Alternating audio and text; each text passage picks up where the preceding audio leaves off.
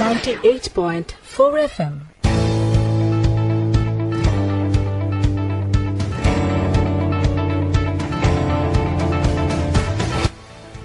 Hello friends, welcome back to radio একাত্তর 98.4 FM। চলছে শনিবারের বিশেষ আয়োজন একাত্তর উইকেন্ড স্পোর্টস, সাথে আছি রায়হান। আর এই মুহূর্তে আপনাদেরকে সবাইকে আমন্ত্রণ জানাচ্ছি আমাদের একাত্তর উইকেন্ড স্পোর্টসের শোতে।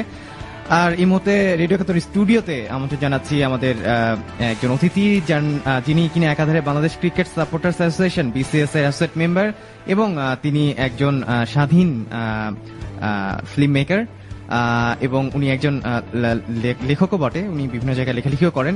আমাদের স্টুডিওতে এই মুহূর্তে আমন্ত্রণ জানাচ্ছি নাবিল ভাই। কেমন আছেন নাবিল ভাই? আপনাকে অনেক অনেক স্বাগতম স্টুডিওতে। ধন্যবাদ রায়হান ভাই, ভালো লাগছে শোতে এসে।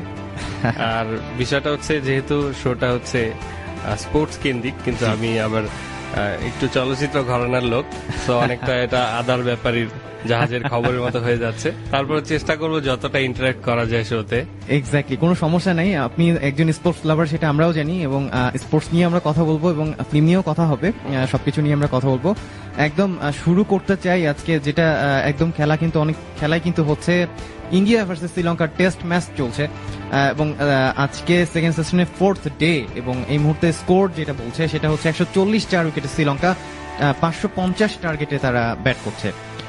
টেস্ট ম্যাচটা কেমন দেখলেন? প্রথম ইনিংসে কিন্তু ইন্ডিয়া বেশ ভালো রান করেছে, 600 রান করেছিল প্রথম ইনিংসে। তাদের দুজন ব্যাটসম্যান কিন্তু 100 করেছিলেন।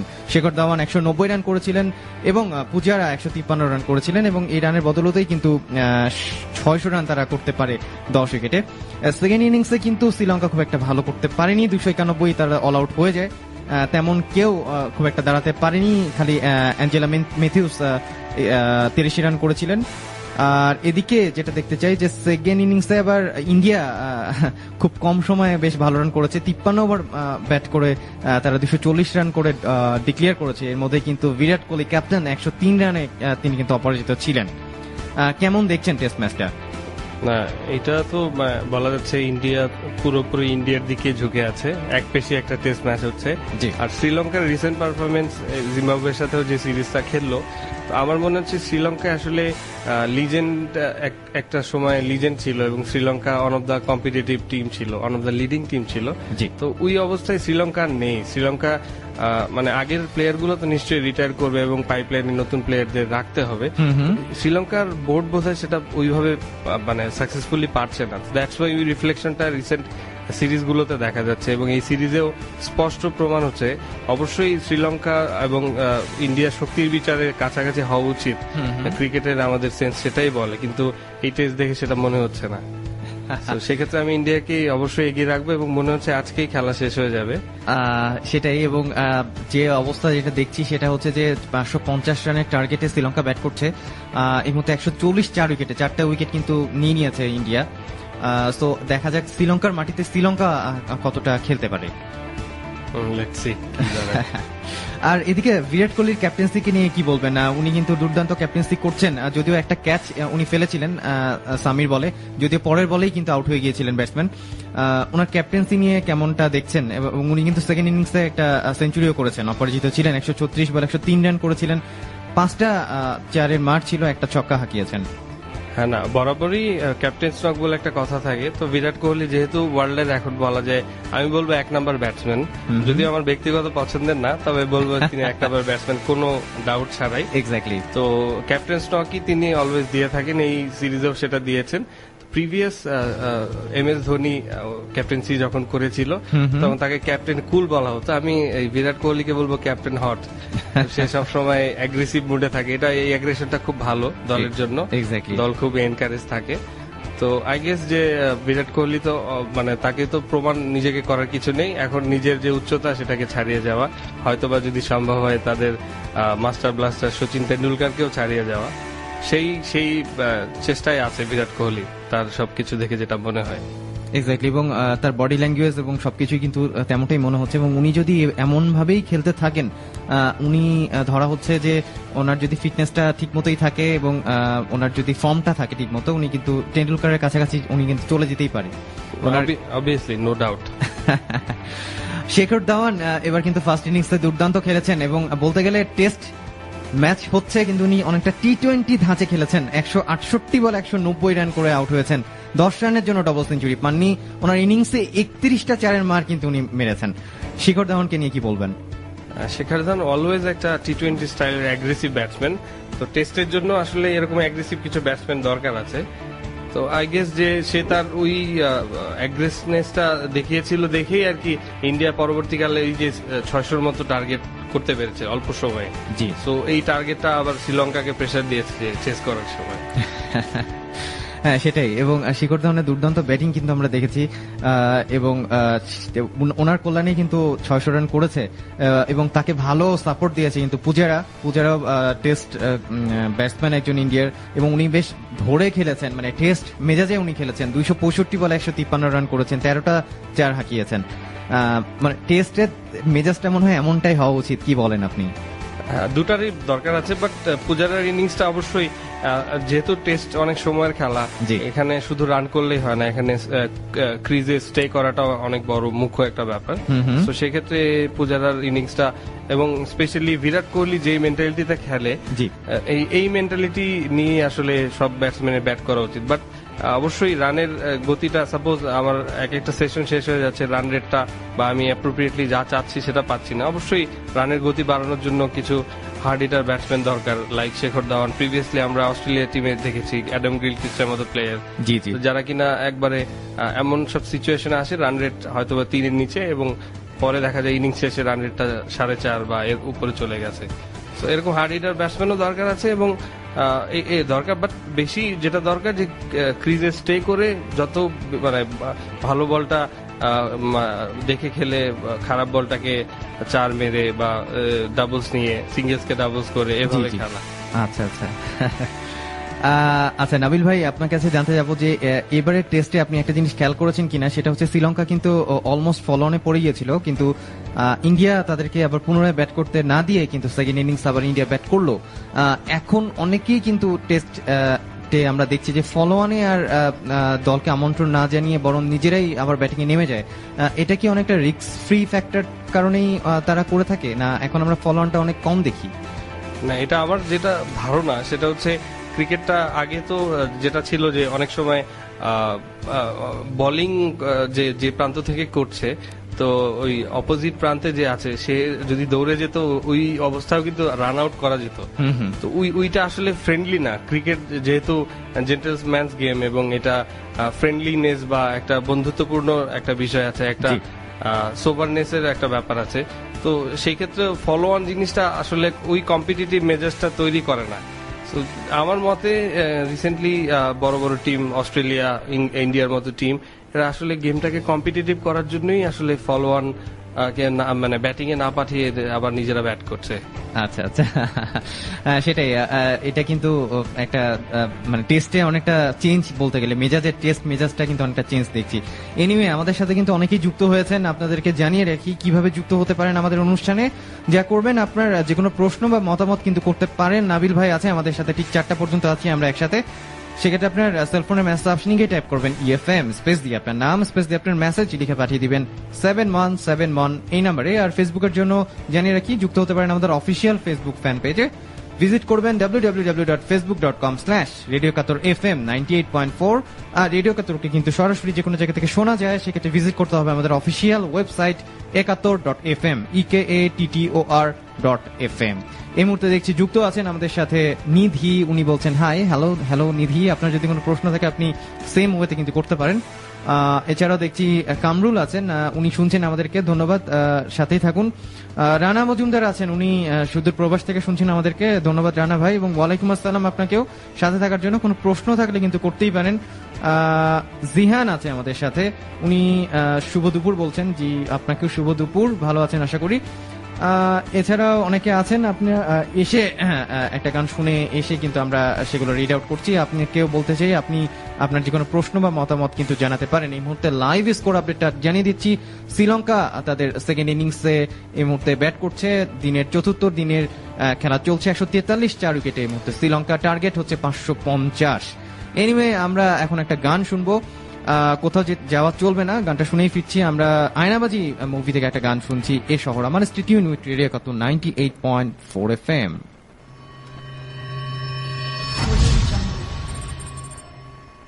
Hello friends, welcome back to radio একাত্তর 98.4 FM। চলছে শনিবারে বিশেষ আয়োজন একাত্তর উইকেন্ড স্পোর্টস। সাথে আছি রায়হান, আমার সাথে আছে নাবিল ভাই, যিনি কিনা Bangladesh cricket supporters association BCS এর অ্যাসেট মেম্বার এবং একজন ফিল্ম মেকার এবং একজন কলামিস্টও বটে।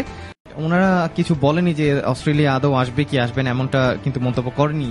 আর আমরা যেটা জানি সেটা হচ্ছে যে বোর্ডের সাথে কিন্তু অস্ট্রেলিয়া ক্রিকেটারদের বেশ প্রবলেম হচ্ছে এবং সেই জায়গা থেকেই অস্ট্রেলিয়ার ক্রিকেট দলের প্লেয়াররা কিন্তু আসতে এখনো রাজি হয়নি। তো কি মনে হচ্ছে নাবিল ভাই, যে শেষ পর্যন্ত কি হবে? আসলে বোর্ডের ব্যাপারটা নিয়ে কিছু বলতে চাই না, এটা ওদের ইন্টারনাল ব্যাপার। তবে নিরাপত্তাজনিত যে বিষয়টা, সেই বিষয়টা নিয়ে বলার আছে অবশ্যই যে এই যে সন্ত্রাসবাদ বা এই যে সমস্যাগুলো আমরা দেখি নিরাপত্তাজনিত, এটা কিন্তু বৈশ্বিক সমস্যা, এটা কিন্তু কোনো দেশের সমস্যা না বা স্পেসিফিক রিজিয়নের সমস্যা না যে এখানে এই জিনিসগুলো হচ্ছে। সারা বিশ্বেই কিন্তু এরকম অরাজক পরিস্থিতি লেগে আছে। প্রিভিয়াসলি আমাদের যদিও এটা রিউমার হিসেবে দেখা গেছে, আমাদের ক্রিকেটার তামিম ইকবাল সে ইংল্যান্ড থেকে ব্যাক করেছে নিরাপত্তাজনিত কারণে দেখিয়ে, যদিও এটাকে শো করা হয়নি। তো এইটা আসলে মোরলেস সারা বিশ্বেরই সমস্যা, এরকম সমস্যা থাকবেই। এর মধ্যেও বাংলাদেশে বড় বড় টুর্নামেন্ট অ্যারেঞ্জ হচ্ছে, বাইল্যাটারাল সিরিজ অ্যারেঞ্জ হচ্ছে। তো বাংলাদেশে নিরাপত্তার সমস্যা আসলে ওইভাবে স্পেসিফিক করে যে আমার দেশেই আছে অন্য দেশে নেই সেটা বলাটা ঠিক না। যথেষ্ট ভালো অবস্থায় বাংলাদেশের নিরাপত্তা। আর যদি অস্ট্রেলিয়া এবার না আসে, সেক্ষেত্রে নিরাপত্তার কারণ দেখিয়ে যদি না আসে, সেক্ষেত্রে জিনিসটা আমি ক্রিকেট সমর্থক হিসেবে খুব পজিটিভলি নেব না, কারণ প্রিভিয়াসলিও তারা এই সেম জিনিসটা করেছে। সো এটা আসলে খুব একটা ফ্রেন্ডলি হবে না কিসের জন্য, খেলার জন্য। কিছুদিন আগে সাকিব আল হাসান কিন্তু বলছিল যে অস্ট্রেলিয়া আসলে সেটা খুবই ভালো হবে আমাদের জন্য এবং আমরা চাই যে অস্ট্রেলিয়া যাতে আসে, আমরা একটা টেস্ট সিরিজ তাদের সাথে খেলতে চাই। তো সেক্ষেত্রে আমাদের প্লেয়াররা কিন্তু প্রস্তুত অস্ট্রেলিয়াকে মোকাবেলা করার জন্য।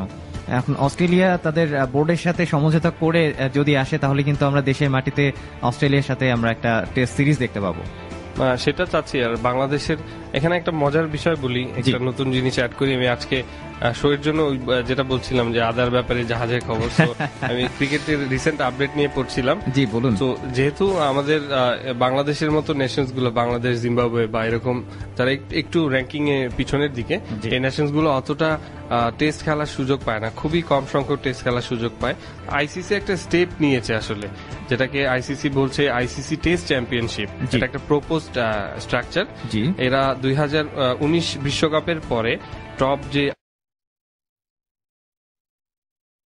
9টা ন্যাশনস থাকবে টেস্টের, এই ন্যাশনসদেরকে নিয়ে 2019 থেকে 2023 এই 4 বছরে 12টা, প্রত্যেক দেশকে 12টা করে সিরিজ খেলতে হবে হোম এবং অ্যাওয়ে বেসিসে। এবং এই সিরিজের ফলাফল হিসেবে যেই প্রাপ্ত র্যাঙ্কিংটা হবে, প্রথম, দ্বিতীয়, তৃতীয়, প্রথম 2টা দল, top 2 team will participate on a final at Lord's cricket ground, যেটাকে ক্রিকেটের মানে হোম অফ ক্রিকেট বলা হয়। আচ্ছা, তো সেখানে টেস্টের ফাইনাল খেলাটা হবে। সো এই স্ট্রাকচারে যদি খেলা হয়, সেক্ষেত্রে বাংলাদেশের মতো টিমরা অনেক বেশি সুযোগ পাবে। আরো বাংলাদেশ তো যেটা রিসেন্টলি দেখা যায়, বা বাংলাদেশের রিসেন্ট কয়েক বছরে শুধু দেশের মাটিতেই বেশি খেলা খেলেছে, বিদেশে অতটা খেলার সুযোগ পায়নি। অবশ্যই এটা অভিজ্ঞতার বিষয়। অবশ্যই রেগুলার বেসিসে যেহেতু দেশেও জিতছে, রেগুলার বেসিসে যদি বিদেশেও খেলে, বিদেশেও জেতার সুযোগ অবশ্যই থাকবে। সো আই গেস যে এই আইসিসির এই কাঠামোটা যদি করা যায়, তারা যদি এটা ইমপ্লিমেন্ট করতে পারে, সেই ক্ষেত্রে ভালো হবে। এক্স্যাক্টলি, এমনটা হলে অবশ্যই টেস্ট যারা খেলছে এবং নতুন দুটো দল কিন্তু আইসিসির পূর্ণ সদস্য লাভ করেছে, আফগানিস্তান এবং আয়ারল্যান্ড, তাদের জন্য কিন্তু বেশ ভালো হবে। এবং রিসেন্টলি আমরা দেখলাম শ্রীলঙ্কাতে জিম্বাবুয়ে বেশ ভালো খেলেছে, তাদের জন্য কিন্তু বেশ ভালো হবে। হ্যাঁ, আসলে ক্রিকেটের ব্যাপারটা যেটা, সেটা হচ্ছে ক্রিকেট যদিও বলা হয় যে অনেকে বলে 2 নাম্বার পপুলার স্পোর্ট, বাট আসলে ওয়ার্ল্ডের স্পোর্টসের পপুলারিটির দিক দিয়ে ক্রিকেটের র্যাঙ্কিংটা বা ক্রিকেটের ধারাটা অনেক আরো পরের দিকে আসছে। টপ 10 এর মধ্যে আসছে, বাট অনেক পরের দিকে। সো আসলে রিসেন্ট কয়েক বছর আগে, বোধহয় লাস্ট ইয়ারে, কিছু লিজেন্ড প্লেয়াররা টুগেদার হয়ে ক্রিকেটকে প্রমোট করার জন্য আমেরিকায় একটা টুর্নামেন্ট অ্যারেঞ্জ করেছিল। সো এরকম বৈশ্বিক কিছু স্টেপ নেওয়া উচিত ক্রিকেটটাকে আরো পপুলারাইজ করার জন্য। কারণ let's say Brazil world cup জিতে গিয়েছে, ফুটবল ওয়ার্ল্ড কাপ জিতে গিয়েছে, বা আর্জেন্টিনা ফুটবল ওয়ার্ল্ড কাপ জিতে গিয়েছে। সেইটা সারা বিশ্বের প্রত্যেকটা দেশের প্রত্যেকটা মানুষ কিন্তু খুব ওইভাবেই জানছে যে আসলে কি হচ্ছে। বাট ক্রিকেটে যদি এমন হয়, বাংলাদেশও আল্লাহ রহমতে কখনো ওয়ার্ল্ড কাপ জিতে যায়, ক্রিকেটের এই বর্তমান পপুলারিটি যদি ওয়ার্ল্ড ইন টার্মস অফ ওয়ার্ল্ডেরই পপুলেশন বলি, পপুলারিটির বিষয়টা, সেক্ষেত্রে কিন্তু অতটা ফলো হয় না। ক্রিকেটকে আরো গ্লোবাল করতে হবে। এই জন্য এইসব অ্যাসোসিয়েট নেশনদের আরো যারা ভালো খেলছে তাদেরকে সুযোগ দিয়ে রেগুলার তারা যাতে টেস্ট ম্যাচ খেলতে পারে, টেস্ট সদস্যপদ দিয়ে যতটা ক্রিকেটটাকে কম্পিটিটিভ এবং ব্যাপ্তিটা বাড়ানো যায়, আমার মতে সেইটাই বেটার আমাদের ক্রিকেটের জন্য। সেটাই, সেই কিন্তু প্রত্যাশা কিন্তু থাকবে। আইসিসি এটা নিয়ে অবশ্যই কাজ করছে, আমরা আইসিসির কাছে এমনটা প্রত্যাশা করতেই পারি। এনিওয়ে শ্রোতাদের আপনাদের উদ্দেশ্যে বলছি, আপনারা কিন্তু যুক্ত হতে পারেন আমাদের সাথে। যা করবেন, আপনার যে কোনো প্রশ্ন মতামত কিন্তু করতে পারেন। আপনার সেলফোনের মেসেজ অপশনে গিয়ে সেক্ষেত্রে টাইপ করবেন EFM স্পেস দিয়ে আপনার নাম, স্পেস দিয়ে আপনার মেসেজ লিখে পাঠিয়ে দিবেন 717 এই নাম্বারে। আর ফেসবুকের জন্য যুক্ত হতে পারেন আমাদের অফিসিয়াল ফেসবুক ফ্যান পেজে facebook.com/radioekatur FM 98.4। ওখানে একটা পোস্ট অলরেডি হয়ে গিয়েছে, ওখানে গিয়েও কিন্তু আপনি কমেন্ট করে আমাদের সাথে যুক্ত হতে পারেন। এনিওয়ে নাবিল ভাই, আমি একটু বলতে চাই যে মেহেদী মিরাজ এবং সাকিব আল হাসান কিন্তু সম্প্রতি দেশ ছাড়ছেন এবং ছেড়েছেন, ওনারা ক্যারিবিয়ান প্রিমিয়ার লিগ খেলতে কিন্তু যাচ্ছেন।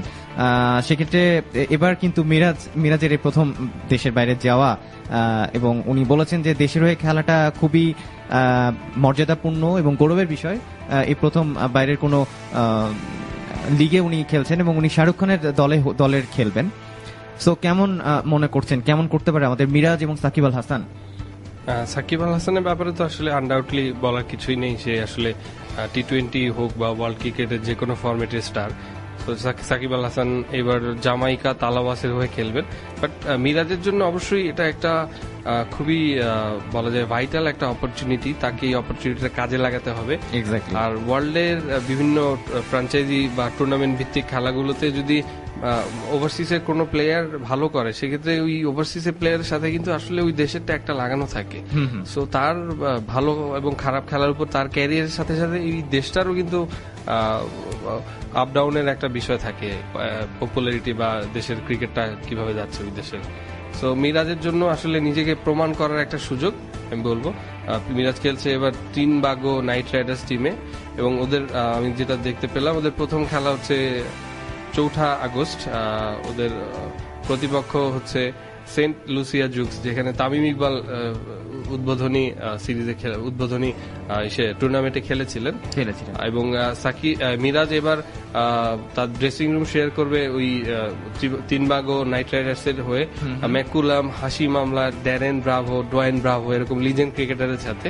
সো আই গেস যে অনেক কিছু সে শিখে আসতে পারবে এবং ওইখানে একটা ভালো পারফরমেন্স দিয়ে বাংলাদেশ টিমেও একটা রেগুলার জায়গা সে, মানে মিরাজ একটা ভালো এক্সপিরিয়েন্স নিবে এমনটাই বলছেন আপনি। এক্স্যাক্টলি। এবং মিরাজ কিন্তু বলছিল যে এরই মাঝে যদি অস্ট্রেলিয়া চলে আসে বাংলাদেশে, উনি কিন্তু আবার ব্যাক করবেন। শুধু মিরাজ না, সাকিবও ব্যাক করবেন। 15 তারিখে যদি আসে, সেক্ষেত্রে 15 তারিখের দিকে ওরা ব্যাক করবে। সেটা কিন্তু আমরা চাইবো, দেশের মাটিতে হয়েই তারা পারফর্ম করুক, এমনটাই চাইবো। আর যদি তাই নাই হয়, সেক্ষেত্রে ওই লিগে তারা কিন্তু ভালো করবে, এমনটাই কিন্তু প্রত্যাশা থাকবে। কারণ আমরা দেখি যে IPL এ সাকিব আল হাসান যে প্রতিনিধিত্ব করে কলকাতা নাইট রাইডার হয়ে, বাংলাদেশকে কিন্তু মানে সাকিবের জন্যই বলতে গেলে খেলা দেখা হয়, অনেকেই কিন্তু খেলা দেখে। সাকিব গত টুর্নামেন্টে দেখা গেছে IPL এর সাকিব মুস্তাফিজ দুজনই খেলেছে, এবং দুজনের টিম যখন সাকিব মুস্তাফিজ খেলছে, যে স্পেসিফিক মোমেন্টটায় মুস্তাফিজ বল করছে বা সাকিব ব্যাট করছে, শুধুমাত্র ওই অংশটুকুই মানুষজন খুব হাইলাইট করে দেখছে, এবং এন্ড অফ দা ম্যাচ তারা রেজাল্টটা দেখছে। সো এরা খেলা মানে হচ্ছে অন্যরকম একটা দেশের খেলার পর সেকেন্ড প্রায়োরিটিতে এই খেলাগুলো চলে আসে। এক্স্যাক্টলি। ওকে নাবিল ভাই, এবার একটু কথা বলতে যাচ্ছি আমাদের লেজেন্ডারি প্লেয়ার মাশরাফি বিন মুর্তজাকে নিয়ে। উনি রিসেন্টলি কলকাতা গিয়েছেন একটা অ্যাওয়ার্ড নিতে, সেরা বাঙালি অ্যাওয়ার্ড উনি নিতে গিয়েছেন। এটা নিয়ে কি বলবেন আপনি?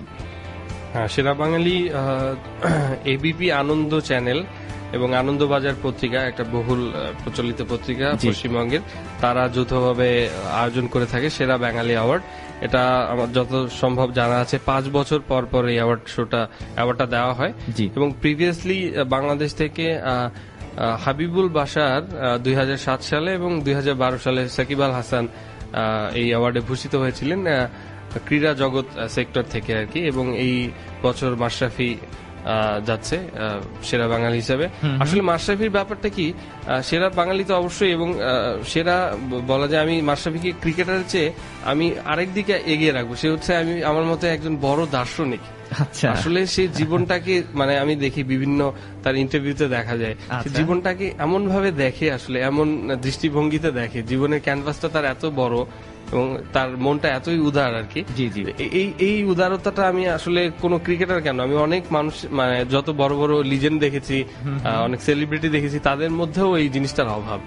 প্রচন্ড বিনয়ী একজন মানুষ এবং প্রচন্ড লড়াকু একজন মানুষ। এরকম নি ইনজুরি নিয়ে কোন ক্রিকেটার দেখা যাচ্ছে অ্যান্ড্রু ফ্লিনটফ বা এরকম অনেক সেলিব্রিটি ক্রিকেটার ছিল যারা বিভিন্ন ইনজুরিতে পরে খেলায় ছেড়ে দিয়েছে, বাট সে কিন্তু স্ট্রাগলিং করে সে একটা ট্রু ইন্সপিরেশন একটা প্লেয়ারদের জন্য, যে আসলে দেশটা একটা বড় জিনিস। এবং মাঝে মধ্যে বলা হয় ক্রিকেটারদেরকে, যেহেতু ক্রিকেটাররা দেশকে রিপ্রেজেন্ট করছে, তো তারা অনেকটা মুক্তিযোদ্ধার সমান। তার যে এগেইনস্টে যে মাশরাফি কথাগুলো বলেছে যে আসলে মুক্তিযোদ্ধার কাছে ক্রিকেট কিছুই না, তারা আসলে অস্ত্র নিয়ে যুদ্ধ করতো, আমরা আসলে জীবনবাজি রেখে যুদ্ধ করতো। এগুলো আসলে একটা মানুষ দার্শনিক হলে তার মনটা আসলে ব্যাপ্তিটা অত বড় হলেই একটা মানুষ বলতে পারে। মাশরাফির আসলে নট অনলি ক্রিকেট তো অবশ্যই আছে, as an inspiration, as a philosopher, এবং অবশ্যই বাংলাদেশকে রিপ্রেজেন্ট করছে, বাঙালিদেরকে রিপ্রেজেন্ট করছে। অ্যাওয়ার্ডটা অবশ্যই অ্যাপ্রিপিয়েট এবং সে ডিজার্ভ করে সেটা, এবং আমরা আসলে খুবই প্রাউড ফিল করছি যে সে এই অ্যাওয়ার্ডটায় ভূষিত হচ্ছে। এক্স্যাক্টলি, এবং আমরা আসলে খুবই গর্বিত। আমরা এই মুহূর্তে একটা ক্লিপস শুনবো যেটা Bangladesh cricket supporter association Mashrafe bin মুর্তজাকে ট্রিবিউট করে ক্লিপসটা তৈরি করেছিল মাশরাফি বইটা উদ্বোধনের সময়। এটা শুনেই ফিরছি, কোথাও যাবে না, সাথেই থাকুন।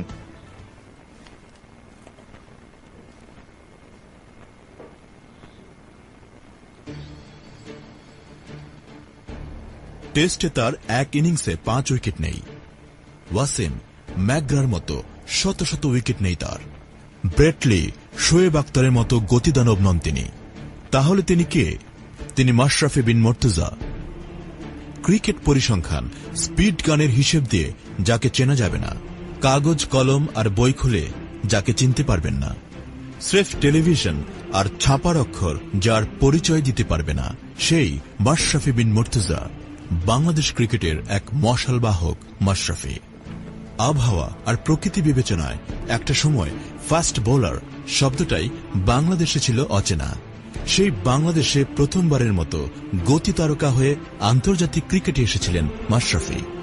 এই ছিপছিপে লম্বা তরুণের হাত ধরে বাংলাদেশে শুরু হয়েছিল একটা যুগ, ফাস্ট বোলারদের যুগ। আবির্ভাবের পর দীর্ঘদিন ধরে আহত শরীরে একাই বহন করেছিলেন 16 কোটি মানুষের ওজন। বছরের পর বছর একমাত্র উল্লেখযোগ্য ফাস্ট বোলার হিসেবে সব ধরনের আন্তর্জাতিক ক্রিকেটে বাংলাদেশকে সেবা দিয়ে চলেছেন। ফাস্ট বোলার মাশরাফির এই কৃতিত্ব শুধু তার নিজের পারফরম্যান্স ও নিজের খেলায় সীমিত নেই। গত প্রায় 1.5 দশকে মাশরাফিকে দেখে একে একে উঠে এসেছেন অসংখ্য ফাস্ট বোলার। আজকে যারা মাশরাফির সাথে বল করছেন, সেই তাসকিন, মুস্তাফিজ, আলামিন, রুবেল থেকে শুরু করে দেশের শত শত তরুণ ফাস্ট বোলারের একমাত্র রোল মডেল মাশরাফি। মাশরাফিকে দেখেই তারা বিশ্বাস পেয়েছেন এই দেশেও ফাস্ট বোলিং করা যায়। যাদের সাথে শুরু করেছিলেন তারা অতীত হয়ে গেছেন, এখন লড়ছেন তাকে দেখেই বড় হয়ে ওঠা তরুণদের সাথে। এই দীর্ঘ পথ চলাটা এক মুহূর্তের জন্যও স্বস্তির ছিল না। ক্যারিয়ারের শুরু থেকেই মাশরাফির সঙ্গী হয়েছে ভয়ঙ্কর সব চোট, একটার পর একটা। হাঁটু, গোড়ালি, পিঠ, কোমরের ইনজুরি বারবার তাকে ছিটকে দিয়েছে মাঠের বাইরে। চোটের কারণে দফায় দফায় জীবন থেকে হারিয়ে গেছে অনেকগুলো বছর। দুপায়ে 7টি অপারেশন এবং সব মিলিয়ে 12টি বড় ইনজুরির কবলে পড়তে হয়েছে এই ক্যারিয়ারে। হারিয়ে যেতে যেতে ফিরে এসেছেন, ফিরে এসে আবার পেয়েছেন বাংলাদেশকে সামনে নিয়ে যাওয়ার দায়িত্ব, পেয়েছেন বাংলাদেশ জাতীয় ওয়ানডে ও টি20 দলের অধিনায়কত্ব। অধিনায়ক হিসেবে একটার পর একটা সাফল্য এবং নতুন নতুন চিন্তা তাকে নিয়ে গেছে আরো উচ্চতায়। নিজে যতটা উঁচুতে উঠেছেন তার চেয়ে উঁচুতে তুলেছেন লাল সবুজের পতাকা। মাশরাফি হয়ে উঠেছেন বাংলাদেশ, বাংলাদেশ হয়ে উঠেছে মাশরাফি। মাশরাফি উঠে দাঁড়িয়েছেন বারবার, মাশরাফি উঠে দাঁড় করিয়েছেন বারবার। বারবার বলেছেন, জ্বলে পুড়ে মরে ছাড়খাড়, তবু মাথা নোয়াবার নয়। মাশরাফি মাথা নোয়ায় না, মাশরাফি মাথা নোয়াতে জানে না।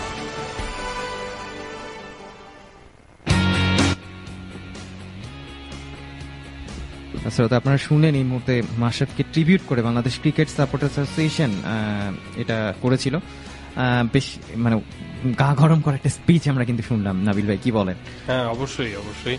আর বাংলাদেশ ক্রিকেটার অ্যাসোসিয়েশনের সাপোর্ট অ্যাসোসিয়েশনের উদ্যোগগুলো আসলে মানে অবশ্যই প্রশংসার দাবিদার। প্রত্যেকটা ইভেন্ট এবং প্রত্যেকটা হ্যাপেনিংকে রিসেন্টলি বাংলাদেশ ক্রিকেট সাপোর্ট অ্যাসোসিয়েশনের ইভেন্ট ছিল বাংলাদেশের আইসিসি চ্যাম্পিয়ন্স ট্রফির জেতার 20 বছর পূর্তি হলো সেখানে।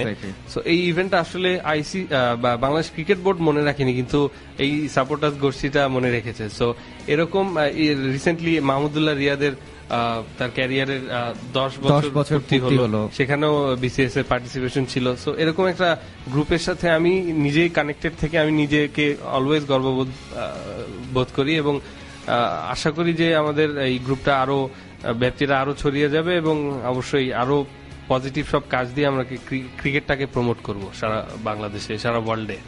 এক্স্যাক্টলি। শ্রোতা, আপনারা শুনছেন শনিবারের বিশেষ আয়োজন খেলাধুলা নিয়ে যে অনুষ্ঠানটা হয় 71 উইকেন্ড স্পোর্টস। সাথে আছি রায়হান, আমার সাথে আছেন নাবিল ভাই। আমরা কথাবার্তা বলছি খেলাধুলা নিয়ে। আপনিও কিন্তু পার্টিসিপেট করতে পারেন। যা করবেন, আপনার যে কোনো প্রশ্ন বা মতামত করতে পারেন আমাদেরকে। আপনার সেলফোনের মেসেজ অপশনে গিয়ে টাইপ করবেন EFM স্পেস দিয়ে আপনার নাম স্পেস দিয়ে আপনার মেসেজ লিখে পাঠিয়ে দিবেন 7171 এই নাম্বারে। আর ফেসবুকের জন্য ভিজিট করবেন আমাদের official Facebook fan page www.facebook.com/radio71FM 98.4। আমরা একটা গানে যাচ্ছি এই মুহূর্তে। গান থেকে ফিরেই আমরা কিন্তু কথা বলবো সাউথ আফ্রিকা এবং ইংল্যান্ডের টেস্ট নিয়ে এবং আরো বাকি আনুষঙ্গিক বিষয় নিয়ে। তো কোথাও যাবেন না, সাথেই থাকুন। আমরা এখন শুনবো উইনিং এর একটা গান, সোনার মেয়ে। Stay tune with radio 98.4 FM।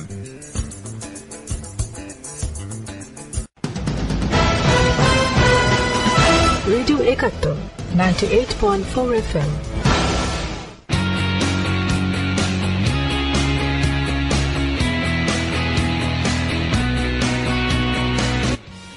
Hello friends, welcome back to radio 98.4 FM। চলছে শনিবারে বিশেষ আয়োজন 71 উইকেন্ড স্পোর্টস। সাথে আছি রায়হান, আমার সাথে আছে নাবিল ভাই, যিনি কিনা Bangladesh cricket supporters association BCS এর অ্যাসোসিয়েট মেম্বার এবং একজন ফিল্ম মেকার এবং একজন কলামিস্টও বটে। করেছেন 112 রান করেছেন 153 বলে, 9টা 4 এবং 4টা ছক্কা হাঁকিয়েছেন। এবং ওপেনার অ্যাস্ট্রাল কুক, উনিও ভালো করেছেন, 200 বল খেলেছেন, মানে একদম টেস্টের মেজাজেই উনি খেলেছেন। 200 বল খেলে 88 রান করেছেন, 10টা 4-এর মার ছিল। এবং তার বদলতে কিন্তু ফার্স্ট ইনিংসে সাউথ আফ্রিকা বেশ ভালো রকম ব্যাটিং বিপর্যয়ে পড়ে। বলার মতো তেমন কেউ রান করতে পারেনি। হাশিম আমলা একদমই ভালো খেলতে পারেনি। 126 তাদের রান 8 উইকেটের বিনিময়ে। 43 ওভার খেলা হয়েছে প্রথম দ্বিতীয় দিনে।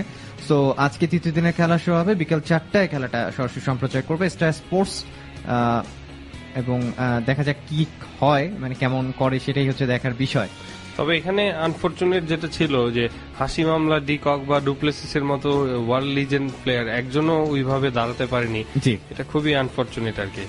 এক্স্যাক্টলি, অ্যাটলিস্ট কম্পিটিশনের জন্য কোনো ব্যাটসম্যানকে তো ওইভাবে স্টে করতে হবে। ঘরের মাঠে কিন্তু ইংল্যান্ড ভালোই খেলে এবং দাপুটি খেলায় কিন্তু খেলছে, সেটা কিন্তু আমরা দেখছি। জনস কিন্তু ভালো বল করেছে, 11 ওভার বল করে 3 ওভার মেটেন নিয়ে 4টা উইকেট নিয়েছে উনি 39 রান দিয়ে।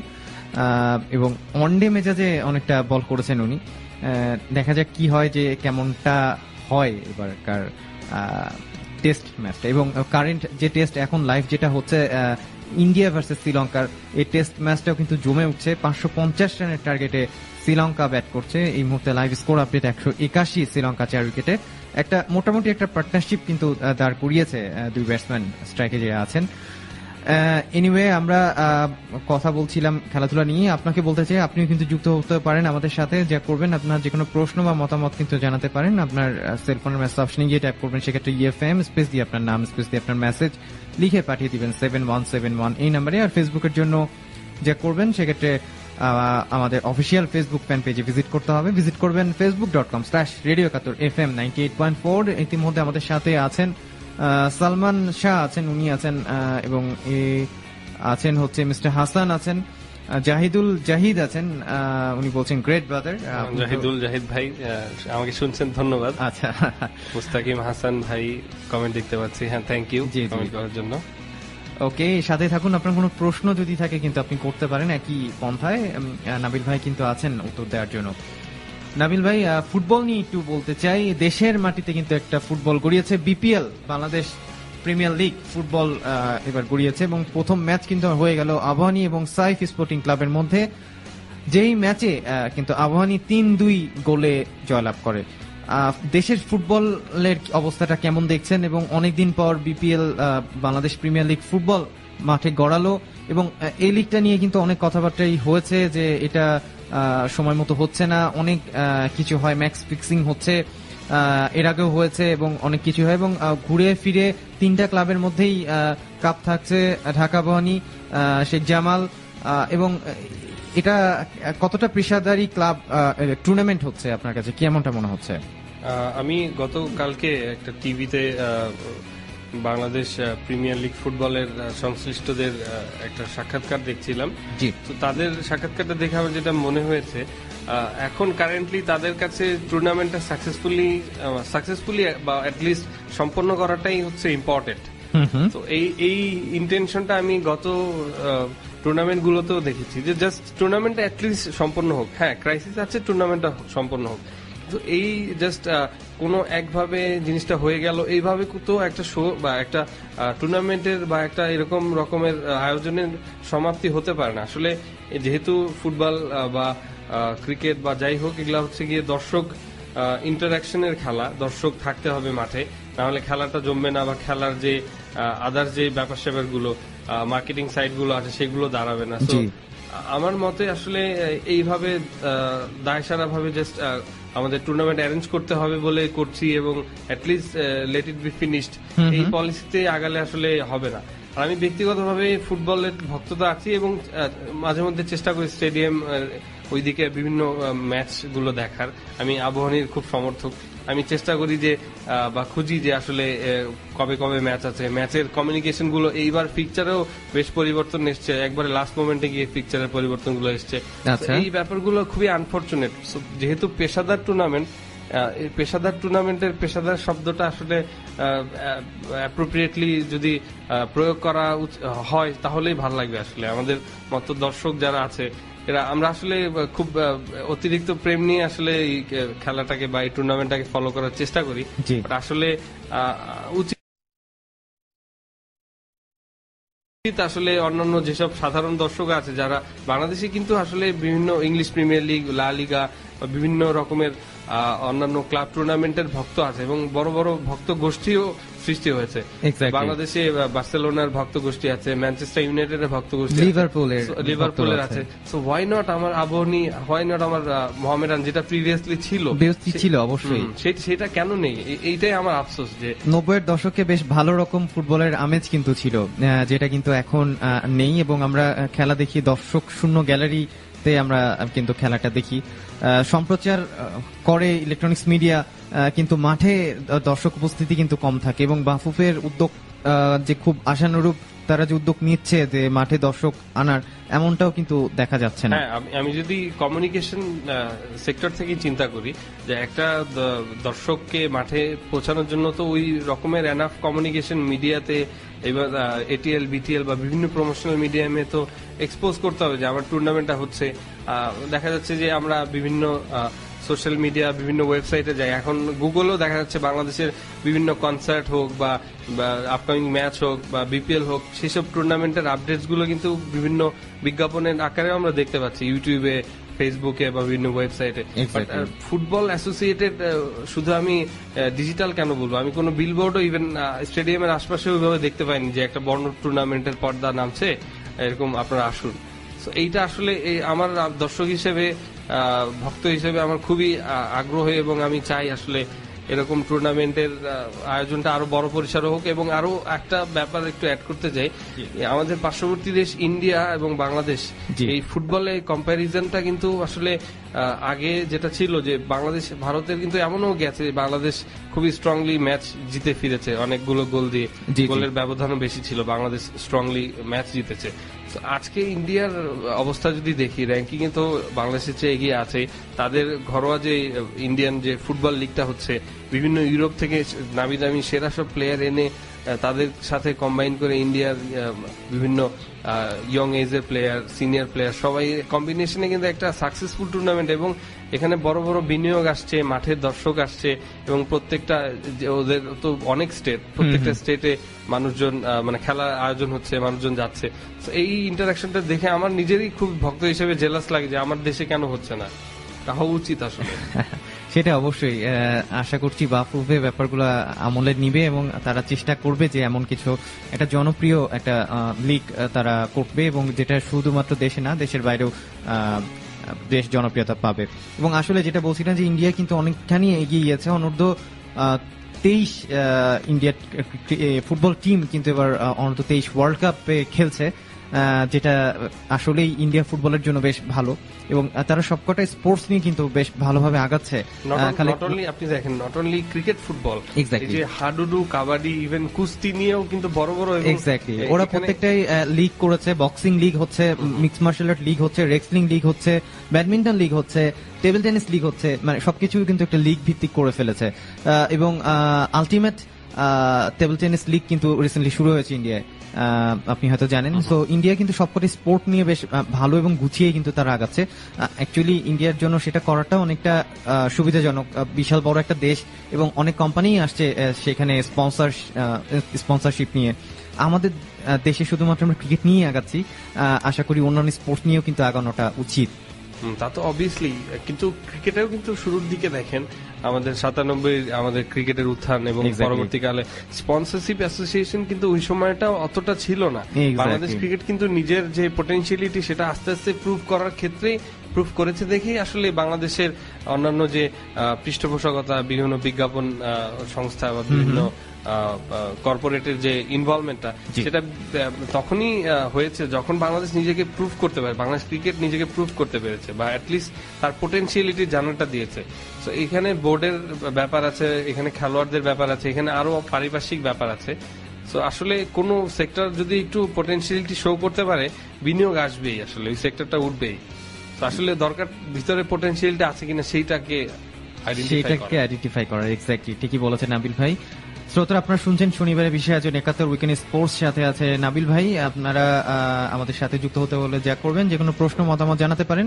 আপনার সেলফোনের মেসেজ অপশনে গিয়ে টাইপ করবেন EFM স্পেস দিয়ে আপনার নাম, স্পেস দিয়ে আপনার মেসেজ লিখে পাঠিয়ে দিবেন 7171 এই নাম্বারে। ফেসবুকের জন্য যুক্ত হতে পারেন আমাদের অফিসিয়াল ফেসবুক ফ্যান পেজে, ভিজিট করবেন www.facebook.com/radio71FM 98.4। ওখানে গিয়ে দেখবেন একটা পোস্ট হয়ে গিয়েছে, ওখানে কমেন্ট করলেই কিন্তু আপনি যুক্ত হয়ে যাবেন আমাদের সাথে।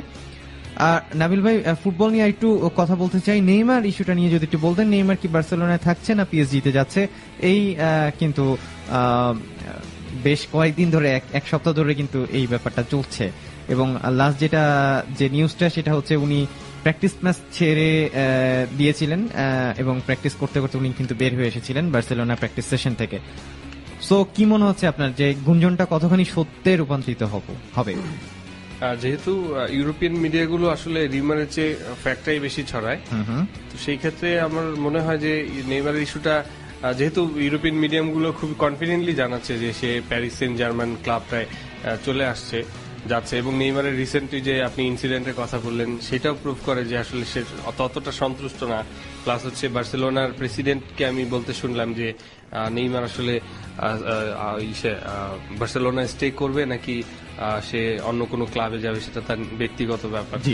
আলটিমেটলি মনে হচ্ছে নেইমারকে বা বার্সেলোনার যে সুয়ারেজ, মেসি এবং নেইমার জুটি ত্রয়ী আর কি, তো সেটাকে আর মনে হয় আমরা বার্সেলোনা ভক্ত যারা আছি তারা দেখতে পাবো না। আর অপরদিকে যদি বলি, সেই যেই ক্লাবে যাওয়ার কথা উঠছে প্যারিস সেন্ট জার্মান, সেইখানে জলাতান ইব্রাহিমোভিচ যখন ছিল সর্বশেষ, ইব্রাহিমোভিচই হচ্ছে সর্বশেষ স্টার। এরপরে আর ওইভাবে কোন স্টার আসলে স্ট্রাইকার আসলে দেখা যায়নি সেই ক্লাবটিতে। তো ক্লাবটিরও একটা প্রয়োজন আছে বড় কোন স্টারকে ইনক্লুড করানোর। প্লাস নেইমারও বিষয়টা হয়েছে বার্সেলোনায় থেকে, মেসির সংস্পর্শে থেকে, অবশ্যই দুইজনই সেরা খেলোয়াড়, বাট সময়ের সেরা খেলোয়াড় মেসিকে ধরা হয়। তো ওই সান্নিধ্য থেকে বা ওই ছায়া থেকে আসলে নিজেকে মেলে ধরার সুযোগটা একটু কম বোধহয় ছিল। এই জন্য যেহেতু নেইমার কিছু কিছু মিডিয়াতে বলেছেও আসলে ব্যালেন্সটা আসলে ঠিক মতো হচ্ছিল না। নেইমার যেহেতু ক্যারিয়ারে আরো অনেক সময় আছে নিজেকে গ্রো করানোর, দেখানোর, সো যদি যায় পিএসজি তে নেইমারের জন্য তো অবশ্যই ভালো, বাট বার্সেলোনা ভক্তদের জন্য একটা মানে দুঃসংবাদ আর কি। এক্স্যাক্টলি। ওকে শ্রোতারা, আপনারা শুনছেন শনিবারের বিশেষ আয়োজন 71 উইকেন্ড স্পোর্টস লাইভ। যে স্কোর আপডেট, শ্রীলঙ্কা ভার্সেস ইন্ডিয়ার যে ম্যাচটা চলছে, টেস্ট ম্যাচ সেকেন্ড সেশনের চতুর্থ দিন আজকে। শ্রীলঙ্কার টার্গেট হচ্ছে 550, এই মুহূর্তে তারা ব্যাট করছে। সেকেন্ড ইনিংসে 184 4 উইকেটে, মোটামুটি বেশ ভালো একটা পার্টনারশিপের দিকে কিন্তু যাচ্ছে। দুই ব্যাটসম্যান কিন্তু ভালোই খেলছেন। কারুনাতনে 83 রানে অপরাজিত আছেন এবং ডিকোবালে উনি কিন্তু আছেন 42 রানে অপরাজিত। সো আমরা খেলাধুলা নিয়ে আরো কথা বলবো, আছি ঠিক 4টা পর্যন্ত। আপনার কোনো মতামত থাকলে কিন্তু জানাতে পারেন। আপনার সেলফোনের মেসেজ অপশনে গিয়ে টাইপ করবেন, সেক্ষেত্রে ইএফএম স্পেস দিয়ে আপনার নাম স্পেস দিয়ে আপনার মেসেজ লিখে পাঠিয়ে দিবেন 7171 এই নাম্বারে। আমরা একটা গান শুনছি, অর্থহীনের গান আমজনতা। সাথে থাকুন, কোথাও যাবেন না। Stay tuned radio 71 98.4 FM।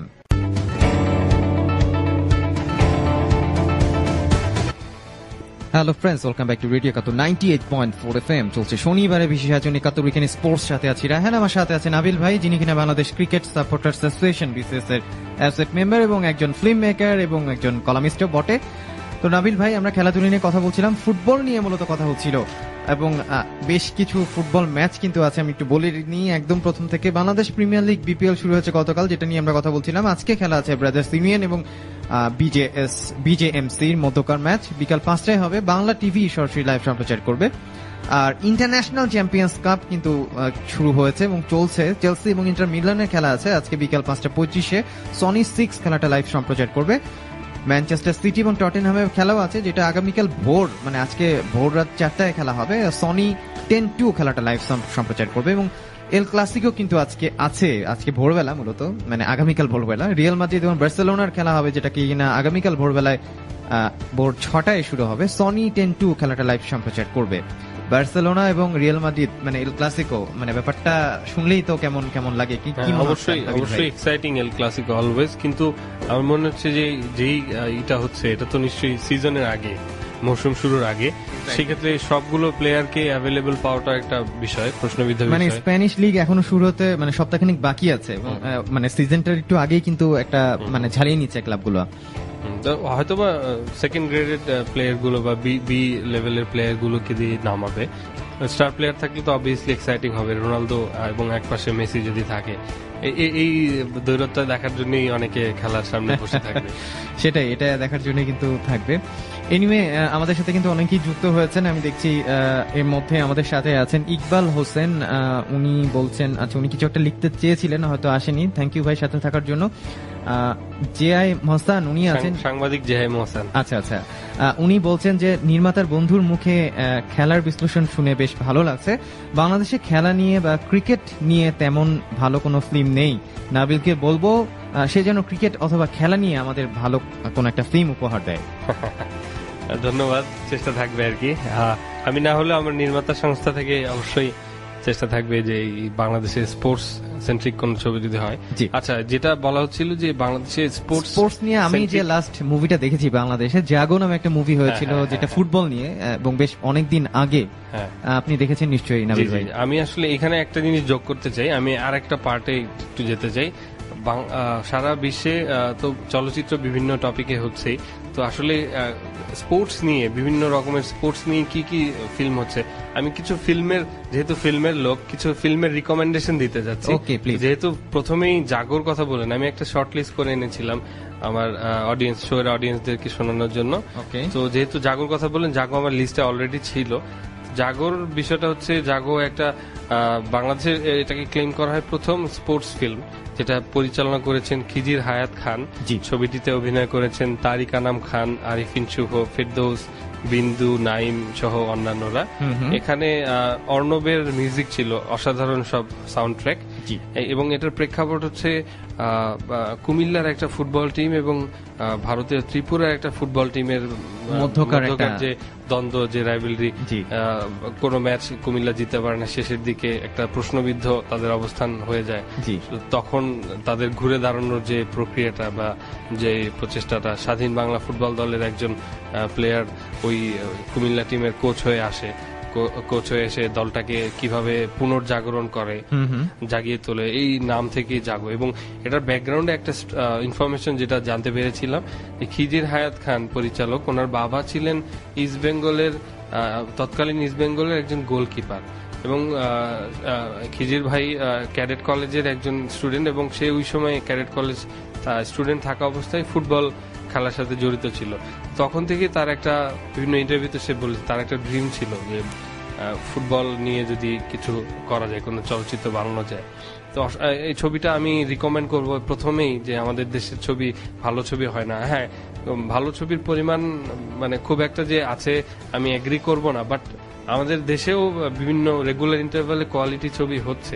তো তার একটা উদাহরণ, অনন্য উদাহরণ হচ্ছে জাগো, 2010 সালে মুক্তিপ্রাপ্ত। এই ছবিটা ডিভিডিতে ইজিলি আপনি দেখতে পাবেন, অথবা অনলাইনে অথেন্টিক কিছু ওয়েবসাইটে আপলোড করা বোধহয় আছে। তো এই বিভিন্ন সোর্স থেকে আপনি এই ছবিটা দেখতে পারেন, 2010 সালের জাগো ছবি। আর এছাড়াও আমি কিছু বিদেশের কিছু ছবির রেফারেন্স দিতে চাই, রেকমেন্ডেশন করতে চাই। আপনারা চাইলে ছবিগুলো দেখতে পারেন, ইন্টারেস্টিং হবে দেখে আমি লিস্টটা করেছি। প্রথমেই যে ছবিটার কথা বলবো সেটা হচ্ছে 2010 সালের একটা ডকুমেন্টারি ছবি, ব্রিটিশ একটা ডকুমেন্টারি ছবি। ছবিটার নাম হচ্ছে ফায়ার ইন ব্যাবিলন।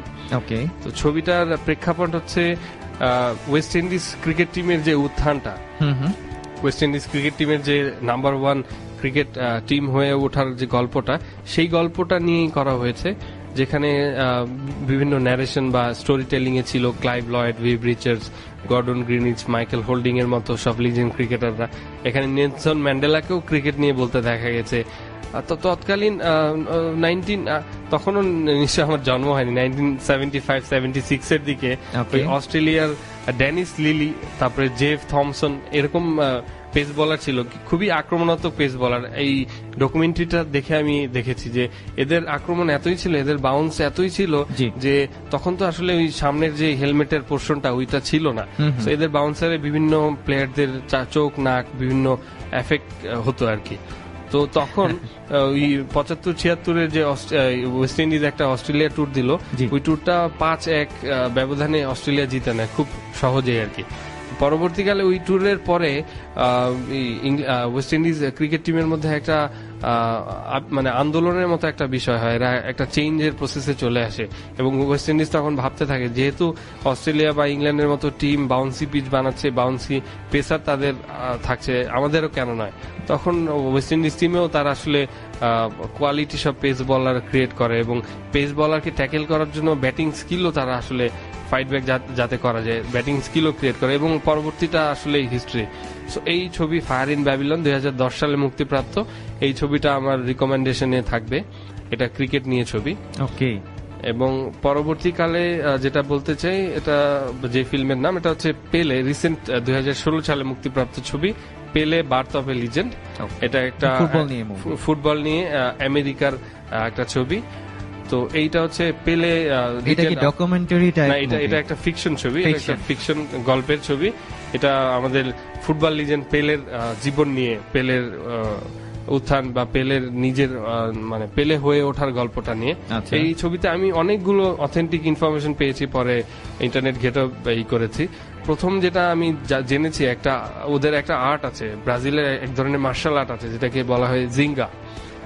জিঙ্গাটা হচ্ছে পর্তুগিজ শাসিত ব্রাজিলে ওই সময়ে পর্তুগিজদের বিভিন্ন আক্রমণ ঠেকানোর জন্য, বিভিন্ন রকমের ডিসক্রিপেন্সি ঠেকানোর জন্য ব্রাজিল এক ধরনের ফাইট ইনভেনশন করে বা মার্শাল আর্ট ইনভেনশন করে, যেটাকে জিঙ্গা বলে। এই জিঙ্গাটাকে তারা একটু ফিউশন করে ফুটবলেও তারা এটা ইন্ট্রোডাকশন করে এবং এই জিঙ্গা দিয়ে তারা মানে one of the most successful হয় এবং এই জিঙ্গা স্কিলকে তারা কাজে লাগিয়ে 1958 সালের ওয়ার্ল্ড কাপটা জেতে পেলের নেতৃত্বে। সো এই ওভারঅল গল্পটা আছে এই ছবিতে এবং এই ছবিতে পেলে এবং তার বাবা, পেলে যাকে বলে যে আমার বাবা হচ্ছে ট্রু ইন্সপিরেশন, আমার বাবা হচ্ছে প্রথম কোচ আমার, তো পেলে এবং তার বাবার ইন্টারাকশনের গল্পটা আছে। পেলে নিজেও পেলে নিজেও এই ছবিতে ক্যামিও চরিত্রে অভিনয় করেছে। আচ্ছা। এবং আরো কিছু মজার ইনফরমেশন জানলাম, সেটা হচ্ছে পেলের আসল নাম হচ্ছে অনেক বড় একটা নাম, এটা হচ্ছে এডিসন আনাতেস দো নাসিমেন্তো। এটা হচ্ছে পেলের নাম, অনেক বিশাল নাম। এবং পেলের নামটা মূলত রাখে তার বাবা টমাস আলভা এডিসনের রেফারেন্স থেকে। টমাস আলভা এডিসনের আই কেটে দিয়ে এডসন বানিয়ে ফেলেছে আর কি। এডসন আনান্তেস দো নাসিমেন্তো, এটা হচ্ছে পেলের আসল নাম। এবং পেলের নামটা আসলে কোত্থেকে গেছিল? পেলের নামটা কিন্তু ওনার পরিবার প্রদত্ত নাম না, পরিবার প্রদত্ত ডাকনাম হচ্ছে ওনার ডিকো, DICO, ডিকো। জি। আচ্ছা। বাট পেলে নামটা আসলো এর পরবর্তীকালে সে যখন স্কুলে খেলতো তখন তৎকালীন ওই ব্রাজিলিয়ান ক্লাব ভাস্কো দা গামার একজন গোলকিপার ছিল যার নাম ছিল হচ্ছে বিলে, BILLE। তো বিলেটাই আস্তে আস্তে বলতে বলতে বিকৃত হয়ে এটা পেলে হয়ে যায়। তো এই হচ্ছে পেলের নামকরণ। সো পেলে ওই আজকের পেলে কিভাবে হলো একবারে শুরু থেকে, জন্ম থেকে তার স্ট্রাগলের গল্পগুলো এই ছবিতে আছে। পেলে বার্থ অফ এ নেশন 2016 সালের ছবি, এটাও আমার রিকমেন্ডেশন লিস্টে আমি আমার শ্রোতাদের বলতে চাই। ওকে, আর নেক্সট যে ছবির গল্প বলতে চাই, নেক্সট দুইটা আমি ছবির কথা বলবো, দুইটা হচ্ছে ফিল্ম সিরিজ। প্রথমেই একটা ফিল্ম সিরিজ, এটা অন্য আর একটা স্পোর্টস নিয়ে, এটা বক্সিং নিয়ে, এটা হচ্ছে রকি ফিল্ম সিরিজ। 7টা এই পর্যন্ত এই ফিল্ম সিরিজের ছবি মুক্তি পেয়েছে এবং প্রথম ছবিটা আবার 1977 সালে অস্কার জয় করে। তো একটা ফিকটিশিয়াস বক্সার রকি বালবোয়া, তার জীবন কাহিনী নিয়ে আর কি রকি সিরিজগুলো হয়েছে। এই যে রকি বালবোয়া ক্যারেক্টারটা এই ফিল্মের, এই ক্যারেক্টারটা আবার লুজলি একটা ক্যারেক্টার থেকে বা একটা বক্সার থেকে নেওয়া হয়েছে। এনার নাম হচ্ছে চাক ওয়েপনার। এবং এই যে রকি নামটা, রকি ফিল্মের নামটা, এই নামটা আবার ইন্সপিরেশন হয়েছে আরেকটা বক্সার থেকে, তার নাম হচ্ছে রকি মার্সিয়ানো। এরা সবাই আমেরিকান বক্সার। তো এটা একজন বক্সারের স্ট্রাগলিং এর গল্প, একজন বক্সারের লিজেন্ড হওয়ার গল্প এবং পরবর্তীকালে তার রিটায়ারমেন্টের পর একটা কোচ হওয়ার গল্প। এই ছবিটাও আপনারা রিকমেন্ডেশনে বা দেখার একটা ইচ্ছা তালিকা রাখতে পারেন। এবং নেক্সট যেটা বলতে চাই সেটা হচ্ছে একটা ট্রিলজি ফিল্ম যার নাম হচ্ছে গোল। এটা একটা UK বেসড ফিল্ম। তো গোলের 3টা পর্ব আছে। গোলের প্রথম পর্বটা মুক্তি পেয়েছে 2005 সালে। তো গোলের যে প্রোটাগনিস্ট, যে ছেলেটা, ও মূলত একজন অ্যাসপিরেশন একজন ফুটবলার থাকে। তার শুরুর দিকে বিভিন্ন ছোট ছোট ক্লাব থেকে ইংল্যান্ডের ইংল্যান্ডের ইংলিশ প্রিমিয়ার লিগের ক্লাব নিউ ক্যাসেল ইউনাইটেডের হয়ে সে প্রথম যে গোল 1-এ সেখানে সে খেলে এবং গোল 2 এর সেকেন্ড, যেটা 2007 সালে মুক্তি পেয়েছে, গোল 2-তে সে নিউ ক্যাসেল থেকে ট্রান্সফার হয়ে রিয়াল মাদ্রিদে খেলার সুযোগ পায়। এবং মজার বিষয় হচ্ছে গোল 2টা আমার পার্সোনাল ফেভারিট। এই ছবিতে একই সাথে স্ক্রিন শেয়ার করেছে হচ্ছে David Beckham, Ronaldo, Messi, Carlos, Ronaldinho, Eto'o, Zidane, Casillas. 2007 সালে যারা রিয়াল মাদ্রিদ বা লা লিগার হয়ে খেলতো আর কি বিভিন্ন ক্লাবে। তো লাইভ ওই যে গল্পের মানে ছবির যে প্রোটাগনিস্ট, তার সাথে লাইভ ডেভিড বেকহ্যাম, মেসি, রোনালদোকে খেলতে দেখা গেছে। এবং লাস্ট যে ছবিটা গোলের, সেটা হচ্ছে ওই যে গল্পের যে প্রোটাগনিস্ট, সে আসলে মেক্সিকোর ন্যাশনাল টিমে সে চান্স পায় তার ভালো পারফরমেন্সের জন্য। থার্ড ছবিটা অতটা রেকমেন্ডেশনে থাকবে না, বাট গোল 1 এবং গোল 2 এই দুটা ছবি অবশ্যই দেখতে পারেন। ওকে, থ্যাংক ইউ নবীল ভাই, আপনি বেশ ভালো ইনফরমেশন দিয়েছেন। আপাতত বিরতি দিই, তারপরে আরো কিছু আছে। ওকে, ঠিক আছে, অবশ্যই একটা বিরতিতে যাচ্ছি। শ্রোতারা, আপনারা যারা শুনছেন শনিবার বিশেষ 71 উইকেন্ড স্পোর্টস, আপনারা কিন্তু জানাতে পারেন আপনাদের মতামত। যা করবেন, আপনার সেলফোনের মেসেজ অপশনে গিয়ে টাইপ করবেন FM স্পেস দিয়ে আপনার নাম স্পেস দিয়ে আপনার মেসেজ লিখে পাঠিয়ে দিবেন 7171 এই নাম্বারে। আর ফেসবুকের জন্য ভিজিট করবেন আমাদের official Facebook fan page facebook.com/radio71FM 98.4। আমরা জাগো মুভি থেকে একটা গান শুনবো। জাগো, তো কোথাও যাবে না, সাথেই থাকুন, stay tune with radio 98.4 FM। Radio 71 98.4 FM।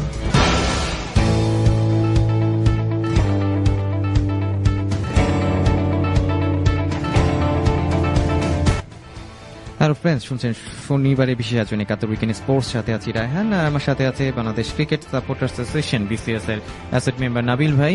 উনি একাধারে ফিল্ম মেকার এবং একজন কলামিস্টও। এর মাঝে দেখছি কমেন্টস এসেছে কিছু। সাইফুল ইসলাম উনি বলছেন, both topic and discussion is happening very qualityful and knowledgeable.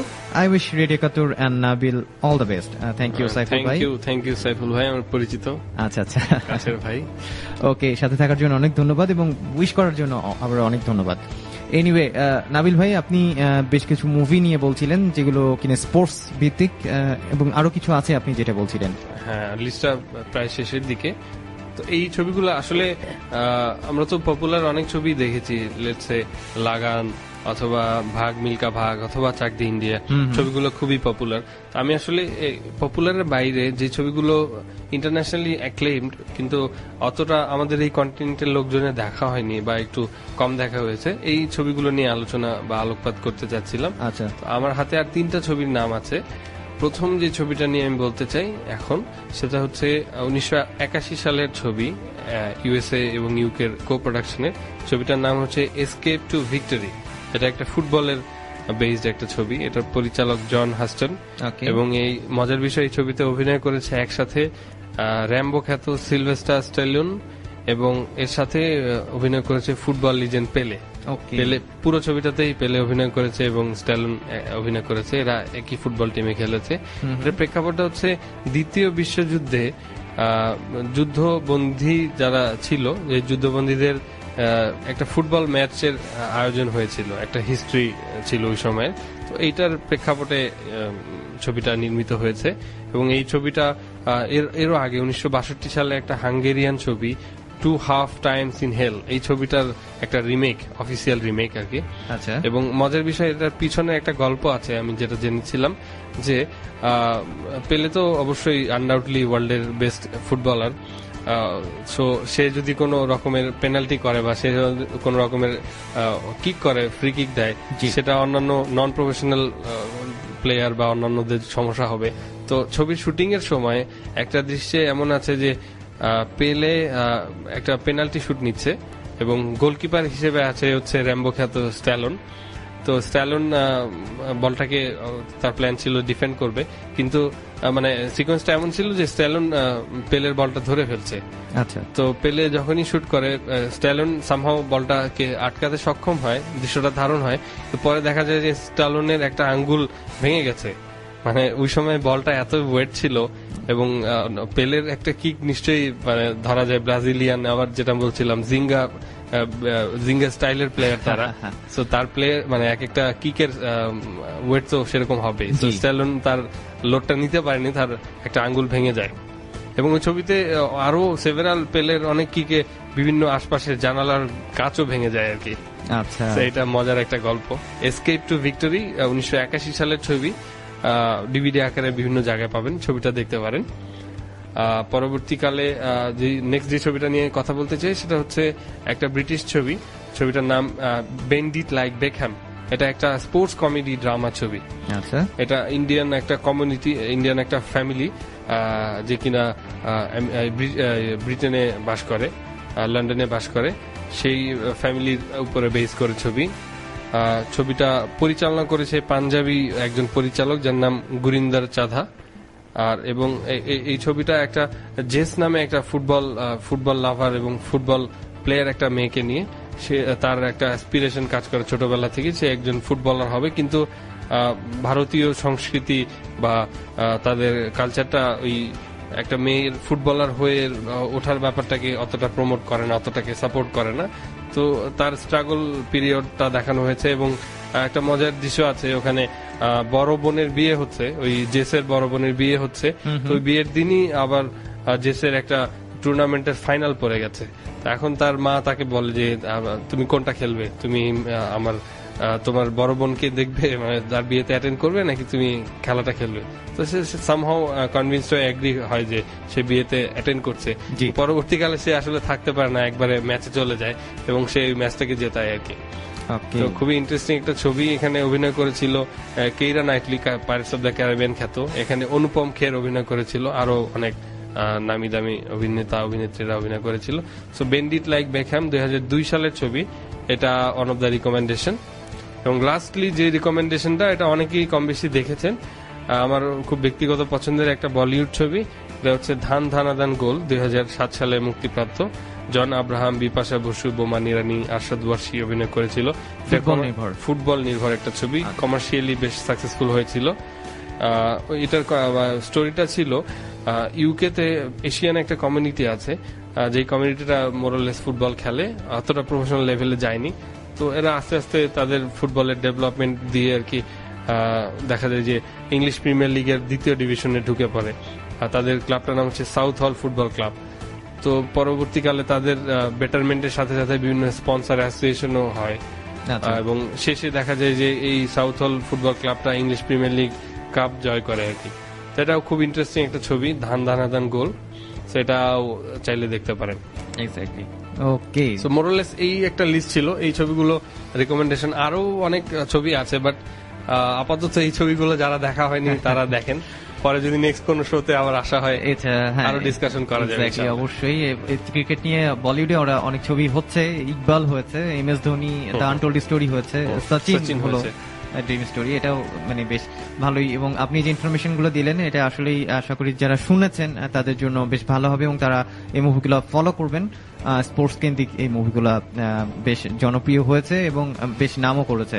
Thank you Nabil ভাই, আপনি এত কষ্ট করে এত ইম্পর্টেন্ট জিনিসগুলো এনেছেন, আজকে অনুষ্ঠানে তুলে এনেছেন এবং কষ্ট করে অনুষ্ঠানে এসেছেন। এবং অনুষ্ঠানের একদম শেষের দিকে এই মুহূর্তে লাইভ স্কোর আপডেট একটু জানিয়ে দিচ্ছি যে খেলাটা হচ্ছে ইন্ডিয়া ভার্সেস শ্রীলঙ্কার। 202 রান শ্রীলঙ্কা এই মুহূর্তে 4 উইকেটে, 550 টার্গেটে তারা খেলছে। ডিকওয়ালে কিন্তু 50 করে ফেলেছে, 55 রান করেছেন উনি 88 বলে। আর এই মুহূর্তে দেখা যাক যে কি হয়। আর 4টা থেকে কিন্তু খেলা, কিছুক্ষণ পরই কিন্তু খেলা শুরু হচ্ছে, ইংল্যান্ড ভার্সেস সাউথ আফ্রিকার টেস্ট, যেখানে সাউথ আফ্রিকা ব্যাটিং বিপর্যয়ে একদম আছে, 126 8 উইকেট থেকে তারা আবার শুরু করবে। দেখা যাক কি হয় শেষ পর্যন্ত। যাবার বেলায় নাবিল ভাইয়ের কাছে যেটা জানতে চাই যে সাপোর্টারদের উদ্দেশ্যে আপনি কিছু বলতে যদি চান বলতে পারেন, যে সাপোর্টারদের মানে কেমন হওয়া উচিত সাপোর্টারদের ব্যবহার। না, একটা খেলার বা একটা দেশের সাপোর্টাররা আসলে ওই দেশটাকে কিন্তু রিপ্রেজেন্ট করছে। একটা ন্যাশনাল টিমের প্লেয়াররা বা ডোমেস্টিক লেভেলের প্লেয়াররা যেভাবে ন্যাশনকে রিপ্রেজেন্ট করছে, একটা সাপোর্টার্সরাও কিন্তু ওই দেশের রিপ্রেজেন্টেটিভ। সো অবশ্যই সাপোর্টারদের খুবই পজিটিভ অ্যাপ্রোচে, খুবই এমন একটা অ্যাপ্রোচ হওয়া উচিত যে কিনা তার দেশকে পজিটিভলি রিপ্রেজেন্ট করানো যায়। এবং অবশ্যই একটা বিষয় হচ্ছে, যেই দলের সাপোর্ট করা হচ্ছে অবশ্যই ভালো সময় আসতে পারে, খারাপ সময় আসতে পারে। তো সব সময় জানি ভালো সময়ে একটা অ্যাপ্রিসিয়েশন, একটা উচ্ছ্বাস, এবং খারাপ সময়ে আবার সেটা যেন কনভার্ট হয়ে একটা তুচ্ছতাচ্ছিল্য ব্যঙ্গতে চলে না যায়, সেরকম একটা মানে দৃষ্টি রাখা উচিত। এবং এটাই মোরালেস আর কি, পজিটিভ একটা অ্যাটিটিউড নিয়ে আর কি ফ্যানদের ওই দেশকে বা রেসপেক্টিভ দলকে সাপোর্ট করা উচিত। Exactly. Okay, thank you Abid ভাই। এবং আপনার কাছে আর একটু জানতে চাই যে আপনার নেক্সট প্রজেক্ট কি, আপনি কোনো মুভি নিয়ে কি আসছেন সামনে, বা কোনো প্ল্যান কি আছে আপনার, ফিউচার প্ল্যানটা যদি আমাদের সাথে একটু শেয়ার করেন। বর্তমানে আমার একটা প্রামাণ্যচিত্রের কাজ চলছে পুরান ঢাকার খাদ্য সংস্কৃতি নিয়ে, এটার নাম হচ্ছে ফুডিশিয়াস ঢাকা। এবং এই ছবিটার রেডিও পার্টনার হিসেবে রেডিও 71 FM 98.4 আছে। তো প্রজেক্টটা শুরু হয়েছে লাস্ট শবে বরাতে। শবে বরাতি যে পুরান ঢাকা এক ধরনের রুটির বাজার বসে, বারাতি রুটি যেটাকে বলে, সেই রুটির বাজারের দৃশ্য ধারণ দিয়ে ছবিটা শুরু হয়। এবং এটা লং প্রজেক্ট, 1 year প্রজেক্ট মোরলেস। 2018 সালের মাঝামাঝি বরাবর আর কি ছবিটা শেষ করে ওয়ার্ল্ডের রিনোন কিছু ফেস্টিভ্যালে ইচ্ছা আছে পার্টিসিপেট করার। দেখা যাক, আপনাদের শুভকামনা চাই। মানে এটা আমরা হাতে পেতে আরো অনেক দিন সময় লাগবে, একটু ধৈর্য ধরতে হবে। যেহেতু ডকুমেন্টারি, এটা মানে পরিস্থিতির উপরে, সিচুয়েশনের উপর ডিপেন্ড করে। So I have to wait for যে ইফতারের মার্কেটটা হলো, সেটা সামনে হচ্ছে বিভিন্ন কোরবানির বাজার বা হাট বসবে, মীর কাদিমের গরু হবে, দুর্গা পূজা হবে। সো প্রত্যেকটা 12 মাসের 13 পার্বণ, ইসলামিক ইভেন্ট, বিভিন্ন বিয়ের ইভেন্ট, শীত, গরম, বর্ষা, সব রকমের ইভেন্ট গুলো আমাকে দেখাতে হচ্ছে পুরান ঢাকার। আমি আসলে পুরান ঢাকা বা আমাদের ঢাকার খাদ্য সংস্কৃতিকে বা ঢাকাকে আমি পজিটিভলি ওয়ার্ল্ড মার্কেটে প্রমোট করতে চাই। এটাই হচ্ছে একটু কোয়ালিটি প্রোডাকশনের জন্য আই গেস একটু আমরা ধৈর্য ধরতেই পারি। অবশ্যই। ওকে, আমরা আশা করব ভালো কিছু একটাই আপনি উপহার দিবেন এবং যদি সেটা ওয়ার্ল্ড ওয়াইড রিলিজ হয় এবং বড় কোনো ফেস্টিভ্যালে রিলিজ হয় সেটা আমাদের জন্য অবশ্যই গর্বের বিষয়। আপনার অনেক শুভকামনা কামনা করছি এবং রেডিও একাত্তরকে সময় দেওয়ার জন্য আপনাকে অনেক বেশি ধন্যবাদ। আশা করব ভবিষ্যতেও আপনাকে আমরা পাশে পাবো। অসংখ্য ধন্যবাদ রায়হান ভাই, ভালো থাকবেন। ওকে, থ্যাংক ইউ নাবিল ভাই, আপনিও ভালো থাকবেন। শ্রোতারা, এতক্ষণ শুনছিলেন শনিবারে বিশেষজন 71 উইকেন্ড স্পোর্টস, সাথে ছিলাম রায়হান, আমার সাথে ছিলেন নাবিল ভাই। পরের সপ্তাহে ঠিক একই সময় প্রতি শনিবারের যে শোটা হয়ে থাকে দুপুর 2টা থেকে বিকেল 4টায় কোনো না কোনো অতিথিতে নিয়ে চলে আসবো। সে পর্যন্ত সবাই ভালো থাকবেন। আর যাওয়ার বেলায় যেটা জানাতে চাই যে এল ক্লাসিকো আছে আগামীকাল, যেটা বলছিলাম ভোর 6টায় সনি 10-2 খেলাটা লাইভ সম্প্রচার করবে এবং 7:30টায় কিন্তু একটা মিক্সড মার্শাল আর্ট ইভেন্ট আছে, আলটিমেট ফাইটিং চ্যাম্পিয়নশিপ 214, যেখানে জন জোন্স মোকাবেলা করবে কনার জোন্স মোকাবেলা করবে ড্যানিয়েল কমরিকের সাথে। সো আশা করি দেখবেন। খেলাটা লাইভ সম্প্রচার করবে সনি ESPN খেলাটা লাইভ সম্প্রচার করবে সকাল 7:30টায়। এনিওয়ে, টিল দেন ভালো থাকবেন সবাই, সবার সুস্থতা কামনা করছি। আর যাওয়ার বেলায় প্লে করে দিয়ে যাচ্ছি ইয়াত্রীর গান, তাদের ইয়াত্রী অ্যালবাম থেকে, একদম লেটেস্ট অ্যালবাম ইয়াত্রী থেকে, তুমি আমি সেই। স্টে টিউন, সবসময় শুনতে থাকবেন রেডিও 91 98.4 FM।